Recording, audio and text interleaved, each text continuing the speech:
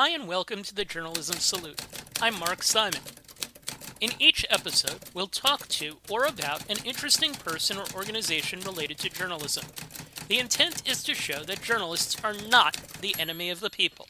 Thank you for listening. On today's show, we're joined by Chris Jones. Chris is a photojournalist and investigative reporter and covers domestic extremism for the collaborative nonprofit website 100 Days in Appalachia.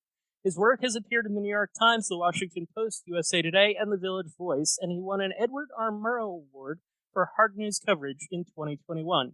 He also served as an infantryman in the United States Marine Corps from 2010 to 2014, which included 2 deployments in Afghanistan, and he's previously also been an EMT.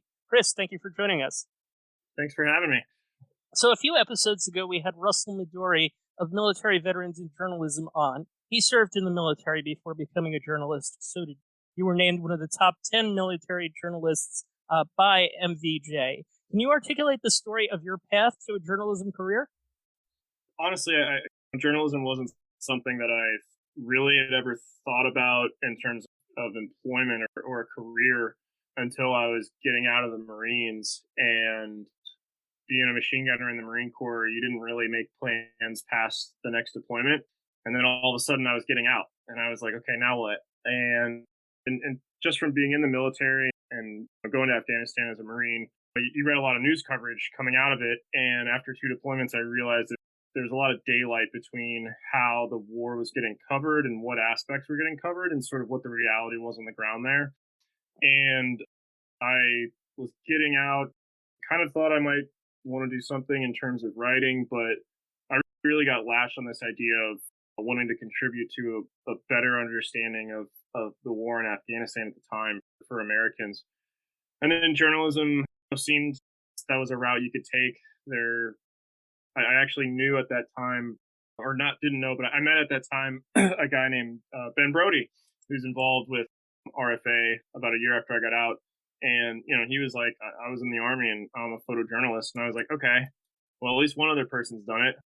I could take a stab at it. And then I think really it was when I started going to school and wasn't a great student, more in terms of I didn't really have the patience to sit still. And journalism very quickly became something where I could put a lot of effort outside of the classroom into it. I went to school at Columbia University, and there's no undergraduate journalism program there. And I realized that after I was a student there. So I would spend a lot of time just trying to sneak into the journalism school building. And I finally did it enough times where I talked to somebody who was the head of the DART Center for Trauma Journalism, a guy named Bruce Shapiro. And I told him, hey, I want to be a journalist. What should I do? Should I go here? And he said, no, you should just go out and be a journalist. You're in New York City. There's tons of local outlets. Like, if you want to do this, go do it. Don't wait for someone to give you permission to be a journalist. So, yeah, I really took that to heart, and it gave me an excuse to skip classes and just prioritizing. It allowed me to prioritize something outside of school, which I really appreciated. And most importantly, it gave me a way to get back to Afghanistan. I definitely think me going into journalism followed a desire to go back to Afghanistan as a civilian in some capacity. Now, I want to go back to the earlier part of your life. I know that you had family in the military. How did your upbringing influence your perception of journalism? So I grew up, I was a Navy brat. Both my parents were naval officers. And when I try to think back, journalism was always there. It was definitely something you really took for granted, right? And I think one of my earliest sort of vivid memories of journalism was after my parents had left the military and we moved to Missouri. And I was in Joplin, and there was a local paper, the Joplin Globe, and my mom was really bent out of shape about some zoning thing because we lived kind of like not right downtown. We lived a little bit in the woods, and they were going to cut down some trees or something.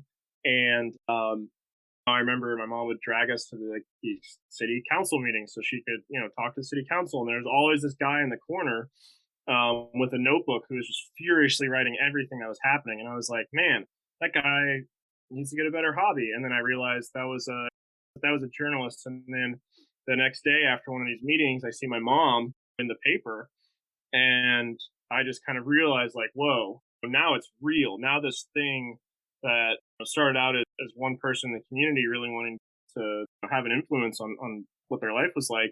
This guy, this journalist whose job it was to just show up and always document everything, he he was in a position where he could sort of make it real in the rest of the community. So I think that was like the earliest memory I have where journalism always felt like this very accessible part of not day-to-day life, right? But it felt like a very accessible part of living in a community in America. Before I was in Joplin, I was in Charleston, South Carolina, which is where I was born.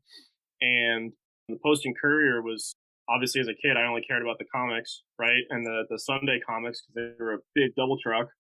But at the same time, it was always reliably there. And if I had a question about something that was happening, if I saw it on TV or, oh, what's going to happen with X, Y, or Z? Well, check the paper. Is it in the paper? That kind of an experience was, I feel like, pretty broad strokes. It's familiar for a lot of people, but that was definitely mine. So you were brought up in a military family, but you were someone who was taught that the newspaper was an important thing. I mean, it definitely wasn't emphasized. I cannot stress enough how, like, prior to, hey, I'm going to go be a journalist. I should say too. I mean, I didn't know I was joining the Marine Corps until about a week before I joined the Marine Corps, and that is pretty similar to me in journalism. It wasn't. I do know, like, when we lived overseas, the American paper, Stars and Stripes, the military newspaper, that was really the biggest, only connection you really had to what was going on back in the States. So that was really important, and I think that was it was definitely leveraged. It was growing up, the Stars and Stripes paper, just having that connection back to what was happening in the United States. That was really important, and my parents made a point definitely to make sure I was reading it and understood that you could trust newspapers to sort of inform your worldview. Let's take the fast forward to the current time and your current position, and that came as a result of Report for America. So, what led you to that moment, and then what are you doing in your current position? And I suppose we should have you explain what is 100 Days in Appalachia. Yeah, so I'll work backwards from that one. So 100 Days in Appalachia is a newsroom that started in 2016, and it was originally supposed to just go for 100 days, the first 100 days of the Trump presidency from this Appalachia perspective. And it was really this idea that through sheer force of will and stubbornness, our editor-in-chief, Dana Kester, willed this thing into existence. And then after the first 100 days, just really kept going with it. And there really is not a ton of local news outlets, period, in this region. The ones that are here are shutting down pretty quick or already have. And there's just really not a lot of access to the means that you need to run a newsroom, right?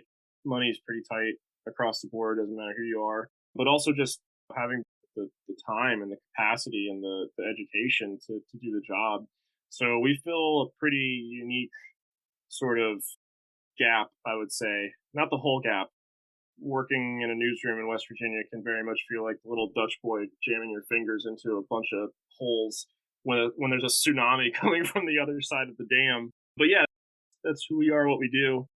I found out about Report for America pretty early because I followed the Ground Truth Project and Global Post, which were all affiliated organizations. And when they announced a Report for America, I got really excited because I was like, oh man, I might get a job in journalism and not just be a freelancer.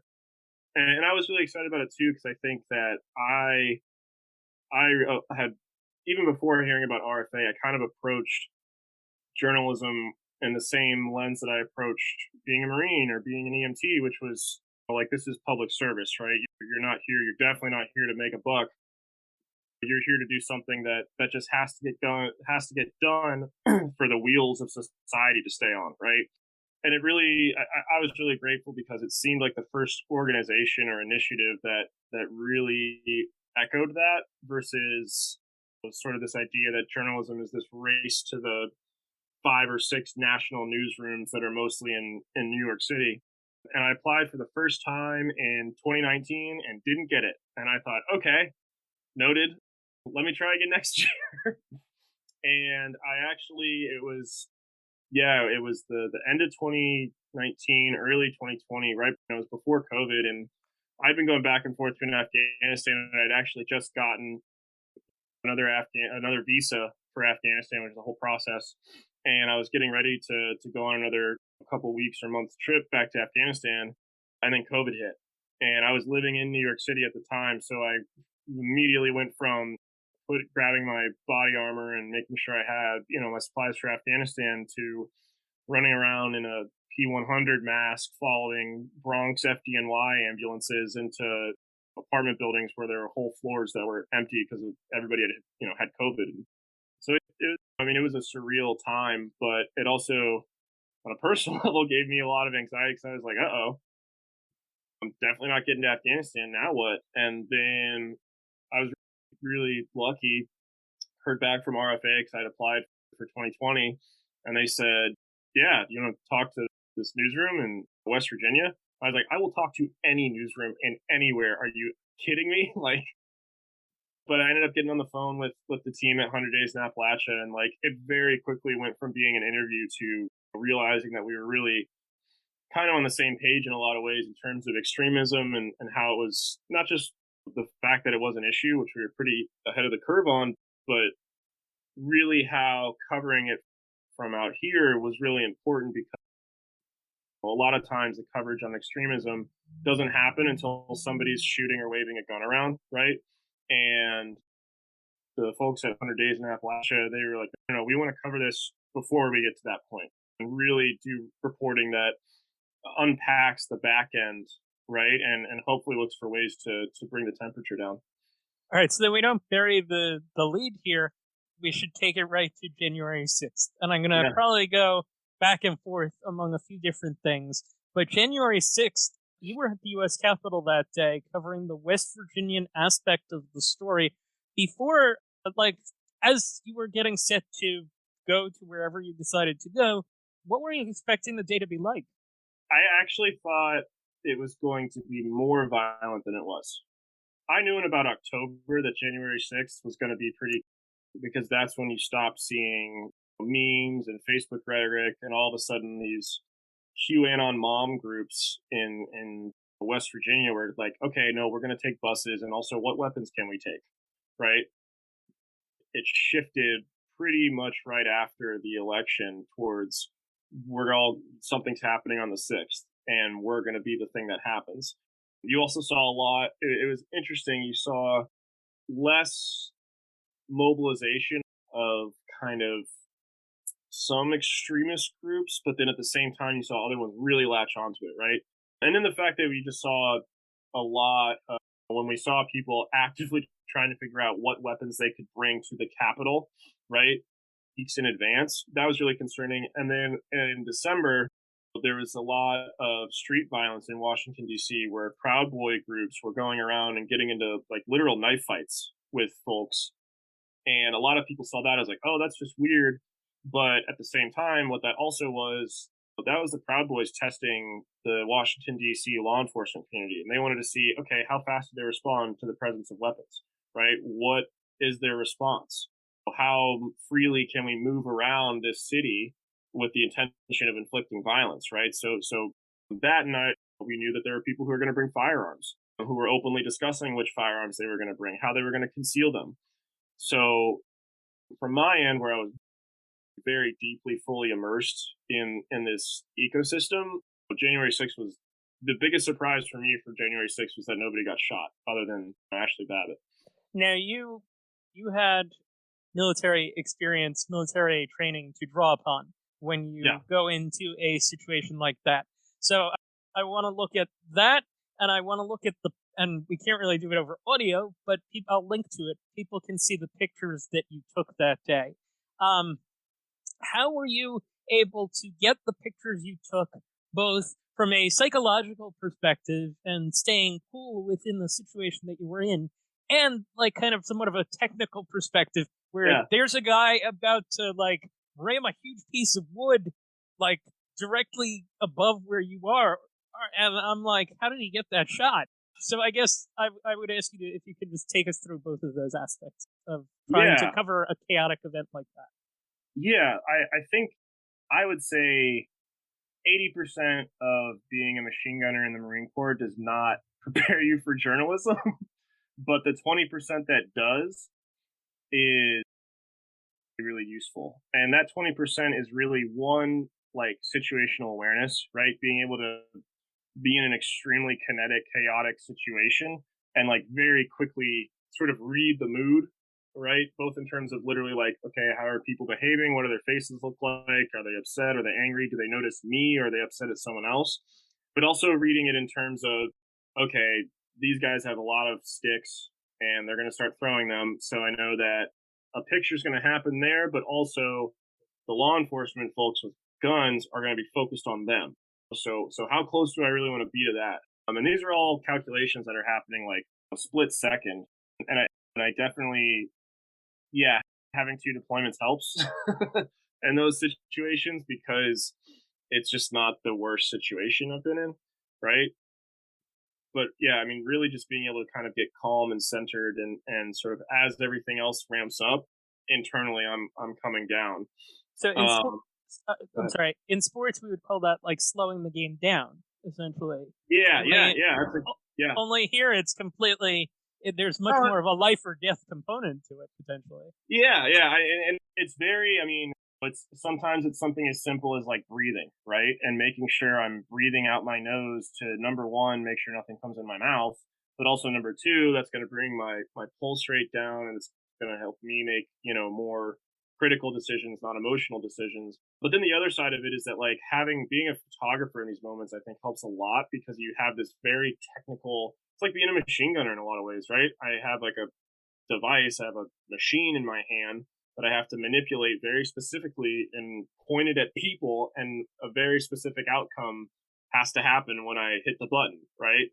So on that kind of mechanical level, I used to, when I first started doing photography, I think there's definitely two kinds of photographers. There's ones who are just naturally good at it and they see pictures and they're able to make them.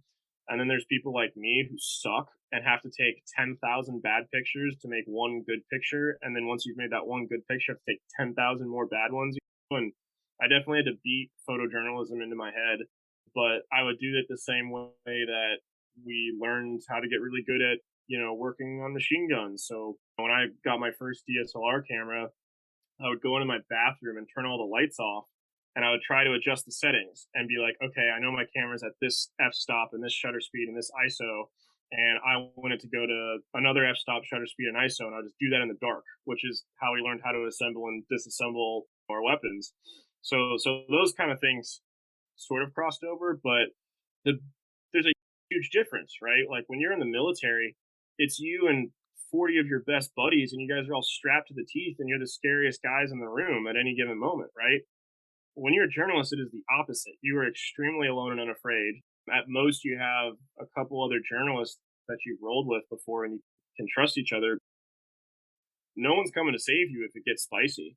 So, especially on the 6th, I think what allowed me to get images that I made was I was so low profile, right? I don't wear body armor. If I do wear body armor, you're never going to see it. I don't have nothing on me. I don't have a big press pass anywhere, or a big patch that screams, I'm a journalist. I'm never going to wear a big full face mask or anything that's going to reduce my ability to have situational awareness. And the other side too is just being super conscious of how conscious other people are to me, right? So like if there's an amazing picture in the middle of all the chaos on the 6th, and I realize that these guys who are beating up other journalists are starting to eyeball me, I'm probably going to go to the other side of the Capitol for a little bit. I'm going to be like, you know what? Yeah, could I make really good pictures here? Maybe. Or, excuse me, it's just going to come beat me up. And I'm not going to make a picture there, right? And making one picture is not worth getting taken out of the day for the rest of it. So, yeah, that's the crossover with the military stuff. So normally I go through people's stories and I dissect them and I ask them to dissect them, but I wanted to do that with two photos here. One was the one that I was referencing, a guy holding a very long piece of wood, and he's either going to throw it or ram it through something. You were able to get in the background kind of the full picture of things, a Confederate flag, an American flag, and a Trump flag, all in the background. I'm curious, what ended up happening there? Like, what was the aftermath of what the guy did? Oh, he launched that thing, and I think he hit a cop in the head. Yeah, so it's funny that picture. The DOJ owes me a day rate because they actually used that picture in a federal case against that individual. But yeah, and it's funny because in making that picture, I had actually started out looking at all the flags in the back. That's what initially drew my attention, and I knew that guy because he'd been kind of agitating and he'd been throwing things and stuff, and was trying to get other people to throw things. I was like, this guy's gonna do something very visually stupid, but I want to make sure it's in the context of those flags. Yep. And he actually, one of his buddies had like hit me in the head with a pole right beforehand, so I was already down. That's why it's from that lower angle. And I mean, in those moments, it doesn't matter what you're covering. Like when it's violent like that, like at the end of the day, your job is to just keep the camera up, right? And so I at this point I'd already been tear gassed and maced and stuff, so I can only see out of like one eye, and I'm like blinking the whole time. But as long as I've got it was just enough where I'm like, I'm pretty sure there's the picture's happening. I'm gonna hit the frame, and then well into the evening, I finally looked through the pictures and I saw that one, and I was like, nice. All right. And then the other picture was of what I'm guessing was the father's son. The father had just gotten tear gassed. The son, and I don't want to project on him, but he looks kind of dazed, like he saw something maybe he wished he hadn't seen. Is there a story behind that photo? Yeah, I really quickly on the 6th realized that there's this like intense sort of religious and specifically religious iconography component to everything that was happening. I mean, the experience was religious for I think a lot of these people. I mean, so many of them felt like they were coming to something that was ordained by God or QAnon, which can be the same thing for some folks. And by the time I photographed those two, like I was looking right for those kind of moments. I was really looking not to misrepresent it, but it was so pervasive everywhere. And when you're photographing something where there's tons of other press around, you have two options. You can try to make the same pictures that everyone else is making and hope that yours are better. And I'm not that good of a photographer. Or you can think about, okay, what about this moment, this scene, this experience? What do I think is one step beneath the surface, but is consistent enough that it still accurately represents everything? And so for me, it was all this religious iconography, and those two, they were actually coming back out of the Capitol. So they had already been inside. And I remember when I saw the son, I was like, this kid looks like he's in a cult. Like I've never seen a person who you can see the dissonance in the kid's eyes. I mean, it's he very clearly has had a break from reality. And then to me, also the fact that he was having to drag his father out, who his father brought him here, right? Clearly, you know what I mean. And so it was this incredible, I think, inversion of this relationship where the dad is the one whose eyes are covered and messed up from tear gas, who's blinded, right? And now the son has to lead him out. So, that once I saw those two, I was like, oh, I got to get a frame of that. I didn't even know exactly what it was. And that's a picture that to me is still kind of mysterious. I haven't fully decided what I photographed there, but it definitely felt very real and pervasive in terms of how people were experiencing that. I do want to pause here to note that Chris's Report for America experience is somewhat one of a kind. Yes, opportunities exist to cover domestic extremism and similar topics, but if you want to get a feel for what other Report for America reporters do, I'd suggest checking out episode 22 with Morgan Mullings, episode 39 with Cassidy Arena, episode 47 with Farnoosh Amiri, and episode 57, most recently, with Carrington Tatum of MLK 50. They do a lot of local reporting. There's more day-to-day writing in their work than in Chris's work, which is largely focused on big-picture topics. All these episodes are linked in the show notes.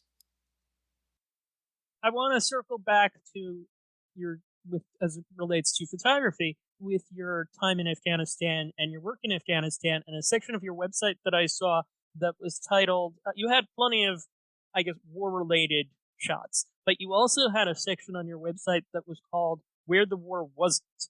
And I was wondering if you could just explain what that was and what the shots on that website were about.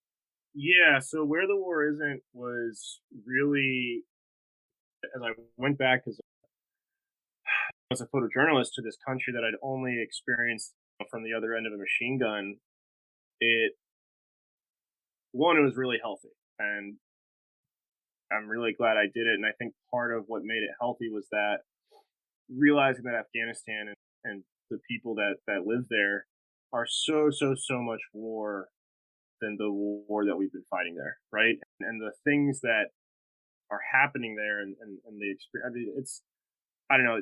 I don't know a way to say it. That's why I take pictures. But I don't know a way to say it that doesn't sound like really trivial and contrived and like douchey, honestly.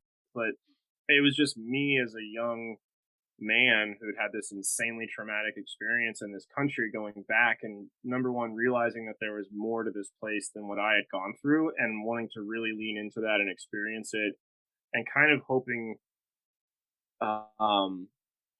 that I could point my camera at things that were happening that had nothing to do with the war, but were still important, right? And were still, useful is the wrong word, but could still impact people in the States, right? And I also, when I first started going to Afghanistan in like 2016, 2017, I think, and like I was not a, journalist by any stretch of the imagination. I literally had a camera and just jumped on a plane and showed up, and my first ever published assignment was from Kabul. And so my journalism career is the embodiment of fake it till you make it. But I really learned how to do journalism from Afghan journalists, and I learned how to do photography from Afghan photographers. And so where the war isn't for me was like, I think me trying to sort of appreciate that and look at what this country and this place and these people were outside of, like I said, the context of, well, in 2001, the Americans showed up. And I think it was, I really have a lot of trouble with images, with making images that are personal and are not about violence. I have a lot of trouble with sort of images where I think I'm in the picture, or it feels like it's coming from me. And that section is very personal and very much, this is me trying to say something to myself, but I guess everyone else can look at it it's while I do that.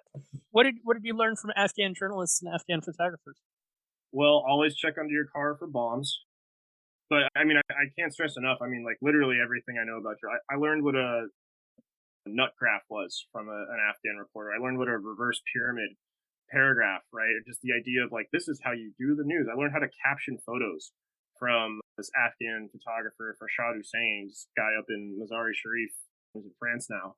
But like, when I was getting into journalism, my like journalism heroes were not a bunch of white dudes with Pulitzers who were great journalists, but like, I wanted to be a journalist in Afghanistan. I wanted to cover Afghanistan. My heroes were like the people that I was watching do incredible journalism in their own country, and also because like they were local for them, that they're local reporters. This is their country. This is their province. This is their homes, and that was just the trajectory I wanted to follow way more than, hey, I'm a dude who shows up in Afghanistan for a week, takes a bunch of pictures of dead or dying people, and then goes home and tells Americans to be sad about it, right?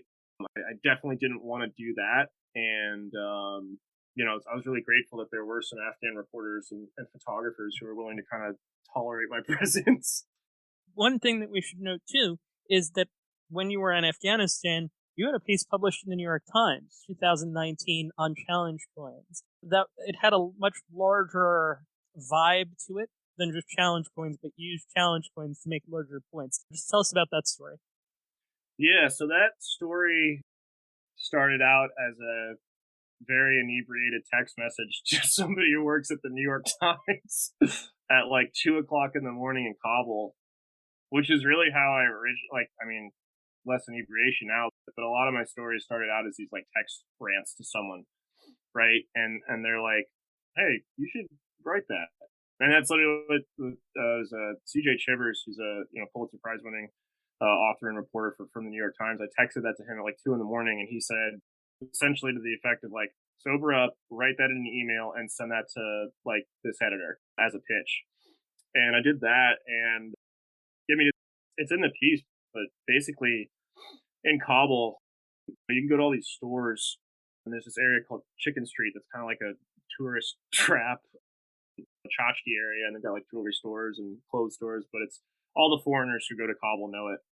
But in these stores, you can find these like buckets basically that just have a bunch of like old Soviet medals and coins and these challenge coins, which is this like kind of uniquely American military practice that people are either like super intense about or they think is very stupid.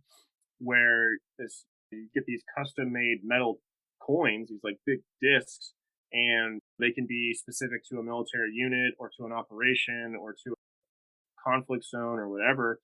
And or sometimes like commanding officers of units will make challenge coins, and they're kind of handed out as these tokens of a lot of things. It can be a token of gratitude. It can be a token of, yeah, you were there, you did whatever. And I think in a lot of ways, they are part of this thing that when you're in the military, in a war, especially one that's not really very closely paid attention to outside of the military, you're not making a lot of money. You're not learning skills that will lead to long, illustrious careers in anything other than killing. And you kind of have to recognize each other because you can't really expect that external validation. So these challenge coins really represent that. But finding them in this tchotchke shop, right, underneath medals from the last time a major superpower had invaded Afghanistan, and realizing that I refer to it as they've called Afghanistan the graveyard of empires, right? Because England and Russia and us, everybody who invades them doesn't go well. And so to me, it was this, I guess I kind of shot called it, but to me, it was like this really speaks to the fact that even already here in Kabul, we're sort of relegated to the same status as the Soviets, where our little medals that meant so much to some American at some point are now kind of these like $3 curiosos or whatever the word for it is, right? And it just also really, I think, kind of spoke to my experience, right? Where like in the military, in this war, we in the military, you try to make so many things sacred because your job is kind of to profane the sanctity of life as a practice, right? And getting out of the military and then going back to Afghanistan and realizing how short-sighted that can be, and how in trying to make things sacred, you are really absolving yourselves and sort of putting blinders on to what being on the other end of American guns is like. And that piece, and I think really that experience sort of came out of me on what I thought I knew about Afghanistan at that point. We'll put links to everything that we've talked about in the show notes. We've been all over the place. I want to kind of center back on your current position and the ideas for stories that you come up with and things that you've done for 100 Days in Appalachia. And one that you recently did was on a West Virginian politician, Eric Barber, who was elected as a Democrat to city council. He'd actually been in both parties. And then 4 years later, he's storming the Capitol. It was a print piece and a 23-minute documentary that you directed, run by The Intercept, which you can find on YouTube. Can you walk us through that story from idea generation, whether it was a text or whatever it was, all the way through to being able to do all the different things that led to the finished product? Yeah, I should say up front that I think saying that I directed it is inaccurate. I worked with a really talented cinematographer named Nick Curran, and I was at the end of it. I kept demanding that the credits say a film by Nick Curran while Chris Jones screamed in the background, which is much more accurate to how the process went, I should say. But idea generation. So I had gotten tipped off that I had originally been in DC because I knew a state delegate, like a House delegate for the West Virginia House of Representatives or House of Delegates. He was going to be there. So that's who I was originally trying to go find. Didn't pan out. Things got a little sideways when we actually got there. But on my way back on the 7th, I was getting text messages from somebody that I had met months earlier because they had basically had like militia guys come by their house and they were scared. It was a Navy veteran. And so through this sort of veteran whisper network, we had gotten in touch not as a journalist, but as veteran to veteran, like, hey, you're scared. How can I help? Right. And then Once they let me know basically about Eric Barber, I was still trying to map out like, okay, how many West Virginians were there, and realizing that a lot of them were elected officials. But after about a month or two, and we kind of had the tally more or less, and then also because the charges were starting to come in and the arrests were happening, I was looking at everybody from West Virginia, and I was like, okay, I don't have the bandwidth to do a story about all of them. I only have the bandwidth to do a story about one of them, and I want to do a really big deep dive. And I think because I hate myself, I was like, instead of doing the very simple, straightforward story, I'm going to find one that makes no sense, is in deep in the woods, and if I tell this story, everyone's going to hate me. And that was the Eric Barber story. So I decided to zoom in on that, and then, like I said, Nick Curran, we were just talking on the phone, and I was like, yeah, I'm going to go after this story about this guy, and kind of explained it to him a little bit. And he was like, well, let's make it a documentary. I was like, okay, I guess. I don't know how any of this works. And so he came along, and really it was just me and him and I, not a writer, but we just hit the ground, right? And we just started talking to every single person that we could find that was connected to this story, right? And we really circled around Barber for like 2 or 3 months last summer, where we're interviewing anybody who had been involved at these kind of moments in his trajectory that seemed to define him. And I had his phone number, but I didn't want to call him because I didn't really want to, like, number one, and like, this guy's facing federal charges. I wouldn't want to talk to dudes making a documentary about me either. And I also was like, honestly, I kind of wanted to like respect the guy a little bit and say, like, if I can tell this story without talking to you, like, I'm gonna try and do that. Not because I didn't want him to have, a voice in it, but just because, like, I didn't want the guy feeling like he had to incriminate himself as he's facing federal charges. He's a former felon. This could get pretty ugly for him. But then, about 2 months in, just chasing people around and starting to piece together his trajectory and getting in touch with these different people that had different influences on him, eventually we hit a point where I was just like, fuck it, man, let's call him. And we called him, and he said, yeah, come on by. And then we just drove out. Nick was terrified because this was in Parkersburg, West Virginia. It's like a pretty big city for West Virginia. And when Eric said, like, yeah, you can come and do an interview with me, he invited us out to his property, which is like kind of out in the woods. And I was like, this is fine, totally normal, whatever. But Nick was like, we're going to go meet this guy in the woods by ourselves. And I was like, yeah, dude, welcome to journalism. Like, this is what I've been doing for the past 2 years. And it went really well. I think Eric Barber is like a very complex guy. I mean, this is also a dude who, when he's not, he's like kind of totally out of politics, but he and I share a very genuine like love of stock car racing, and specifically dirt track racing. And I helped him.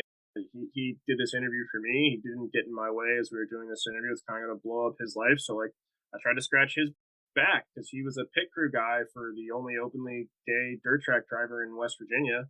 And I had a connection to a dude at Sports Illustrated, and I talked to him about like, hey, there's the only openly gay dirt track driver in West Virginia. Like, this is a real ass story, and I can help you put it together. And it wasn't because I wanted to like show him that I could do blah blah. It's because this guy Dustin Sprouse, the dirt track driver, is having sponsorship issues. And Eric was like, hey, we're really trying to get him some sponsorship stuff. I don't know if you can do a story about him or whatever. And I was like, I think I can help. We'll get into Sports Illustrated. I only bring that up to say that, like, it's not like this is the kind of reporting where you're like, okay, you're on my radar because you did something. I'm going to come in and extract as much as I can from you, and then I'm never going to talk to you again. Like, I live around these people, right? Everyone knows where I live, and I know where they live. And I'm not here to make journalism a weapon. It's part of your experience, and any opportunity I have to like put journalism in someone's hands as a tool to make them feel like they've been able to express themselves, I'm going to do that. But at the same time, if you show up at the Capitol with a helmet and start breaking stuff and would have been one of the people who would have tried to hurt me, I'm going to do a documentary about you. To kind of close this out, you've done a number of stories. Most of these seem to be 4, 5, 6, 7 months ago, where you did case studies of coverage of domestic extremism, because this was your beat and you've observed everyone else who is handling this beat. And there were aspects of that. One aspect was covering protests at a militia group that was threatening and attacking a peaceful Black Lives Matter protest. The head of the militia basically called for violence. The news outlet that covered it ignored that the statements that he was making were false and just transcribed his words. You said, should not be published, actions more important than words. And I, in particular, really like that.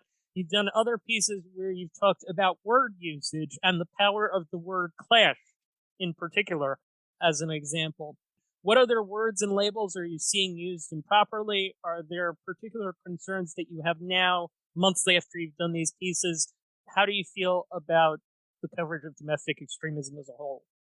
I think that there's a lot of work to be done. And I think there's also two layers of this coverage. There's the national level and there's the local level. I think the local level is a lot better than the national level. I think the national level coverage of this is still feels obligated to make these false equivalencies and sort of it's an A versus B issue, and is really less interested in the reality or the complexities of the situation and more strapping these moments to pre-existing narratives that certain outlets or news organizations have already sort of signed up for, right, and gone with. So yeah, a lot could be improved. I think if you look at how things are being covered right up until, we just had the 1 year anniversary of January 6th, right? And if you look at most of the coverage around it, especially on the national level, it was these breathless TikTok second by second. And then they were here, and then they went through this door, and then they hit this person, and then, right? And it's like, this is irrelevant to Americans who are about to vote in one of the most important midterm elections in my entire life, if not the most important, right? The second by second, what type of jacket they wore is not the point of why we need to pay attention to January 6th, right? On the local level, you have reporters who have been looking for the people who participate in their own community and following them consistently, right? Who have been saying, hey, this guy, here's how the cases are going. Here's what this guy's saying. We've learned new context about this person, right? You have a lot less sort of January 6th happened and now it's all gone and we don't have to worry about it. But man, sure, that was crazy, right? At the local level, it's much more like this is part of a continuum, and we're staying on top of these individuals, and we're also now looking for other extremist groups and activity in our community, and we're going to start covering those. And those pieces that we wrote early on or earlier this year really came out of just like an incredible amount of frustration with the industry. And then also when writing these articles, the realization that like the frustration was kind of useless. This was something that I would have made these mistakes if I hadn't spent the last 2 years fully inside of this world and analyzing the coverage and thinking very intentionally and consistently about how do I make sure I'm not platforming a dangerous person when I shove a camera in their face, right? How do I make sure that the context I'm giving informs the reader, not just fans of this moment, right? How do I make sure that I'm not putting information out there that's inflammatory, right? If I have to say something that could be misconstrued or could confirm a bias, like how am I contextualizing that information in a way that allows people to make more informed decisions in the voting booth, right? Which is really, at least from my understanding, like that's what journalism is all about, right? So, and actually that process ultimately turned into us starting a documenting or basically a workshop for local journalists who are covering extremism that we're going to get going here. And I think we're still doing nominations and applications for right now, but we just realized that like we could sit around and be annoyed that everybody else is not as good as us at this, right? Or we could be like, hey guys, let's show you how we do it, because this is not a beat where you can make mistakes and you issue a retraction later and everything's fine. Like if you publish bad stuff, people can get killed, right? I always use the example of there's this Vice News documentary about the Boogaloo Boys in 2020. And then there was a New York Times feature piece about them. And those two media like pieces were the two largest drivers of recruitment for the Boogaloo movement. And I have countless screenshots of national level organizers of this domestic terrorist movement saying, "Oh man, this was great! Like this was great press." And then I would watch people come into these encrypted chat rooms, and they were like, "I had never heard of you," and then I read the New York Times piece, and now I want to be in your group. And it's funny, but it's terrifying to realize that like we're all running around shooting ourselves in the foot with this stuff, and hopefully, I mean that's kind of the big focus right now is like how do we get everybody on the same page? How do we get everyone on the same page about something like why using the term lone wolf attacker is not just a misnomer, it's a dangerous misrepresentation of reality, right? Because Dylan Roof, right, who killed multiple people in Charles, South Carolina, he was described as a lone wolf attacker. Well, he was deeply enmeshed in white supremacist online activity and online, groups. I mean, the guy had a Rhodesian flag, right? He had a Rhodesian flag jacket. The guy was an explicit white supremacist. You don't have to have another person walk up to you and say, "Hey, Dylan Roof, I need you to go murder people in a church right now," for that person to have been part of a very real, right, broader organization. So again, we have a whole workshop about the words that are not properly used, but I think it's really more about thinking about the idea of like in play vocabulary, right? And we're in this like I hate to use this word, but like we're in this postmodern moment, right? Where nothing is sacred. Words can mean whatever I shout them to mean the loudest, right? You look at someone like Nick Fuentes, who's like a blatant neo-Nazi white supremacist, and he'll go around and telling people that he's Afro-Hispanic, right? And if he yells it loud enough, he functionally is. You know what I mean?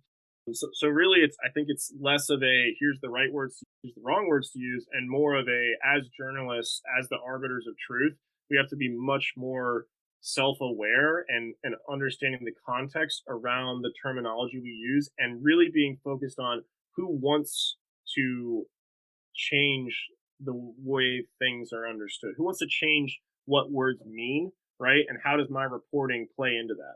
You mentioned how you're helping others with regards to this workshop and other things that you're doing to help people covering domestic extremism. We need to go back to Report for America just for a second here. How has Report for America helped you? I mean, it gave me my first ever full-time job in journalism, which no other organization in the world can say that. But also, I think it's about, I mean, journalism can be such a solitary experience, especially when you're a freelancer, right? Like you can have your friends, but you're all competing amongst one another. And there's this really gross sort of dynamic where you can collaborate up to a point, but then if you over collaborate, you're not going to get any return out of that, right? I mean, you're not going to be able to pay rent this month if you spend all your time working on a friend's project, right? What RFA really gave me was this like baked in community of journalists all over the country, right? I mean, I remember when I first started RFA, like I was able to ask another reporter who was doing data reporting for AP in California. I asked her, I was like, "Hey, what is Python?" And she basically was like, "Here's your books. That'll give you a crash course to learn coding," right?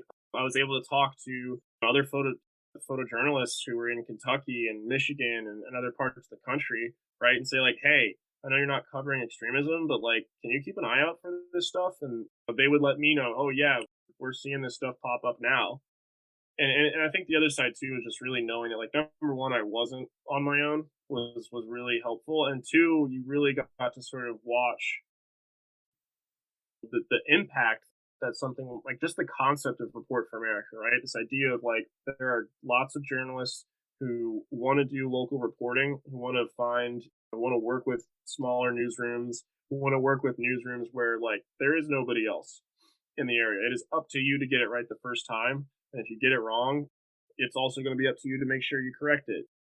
And then really just the process, I'm going to say this kind of jokingly, how do you get those people out of Brooklyn, right? Or out of these oversaturated media environments because they feel like they have to chase the national outlet because they think that's the only place where there's a living wage, right, in this industry. And so I think RFA just really kind of allowed me personally, and I think for all of us who have been RFA fellows, allowed us to recalibrate, get away from this sense of desperation in the industry that it's collapsing and it's going to go to shit and nothing we can do will stop it, and realizing like actually, no, there's sustainable small newsrooms who are really innovative and really are not waiting to change local journalism so it's sustainable. They are the sustainable local journalism already. So it's been an amazing opportunity.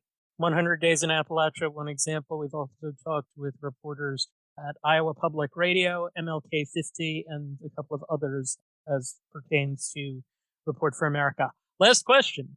Can you name a journalist? We ask this of everyone that comes on. Can you name a journalist or journalism organization that you're not affiliated with that you would like to salute for their good work?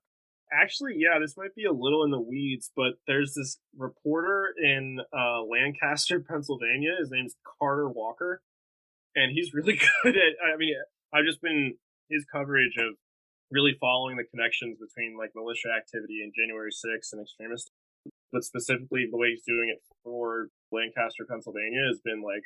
I mean, I've read whole sentences and just the way he's structured his stories and his consistency and keeping up with it. I'm like, God, I wish I could do that.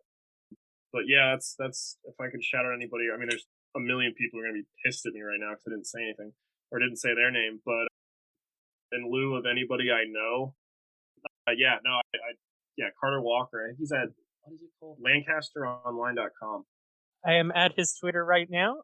I will make sure that he knows that you just shouted him out. Anyway. Well, we haven't spoken or anything, so it'll be his first time hearing from me. Nice. All right. Thank you for taking the time to join us. Best of luck in your future, which certainly seems very promising and certainly seems it's going to be interesting at the very least. Spicy. The meatball is spicy. That's what I always say. All right, Chris, thank you. No, thank you. Report for America is all about local journalism and national service. This organization places reporters with news outlets all over the country on a 2-year commitment. It is a great opportunity within the field. The application deadline is coming up January 31st, so if it's something you're interested in or are thinking about, head over to reportforamerica.org and apply. Thank you for listening to the Journalism Salute. Please let us know what you think of the show. You can find us on Twitter at JournalismPod, and you can email us at journalismsalute@gmail.com.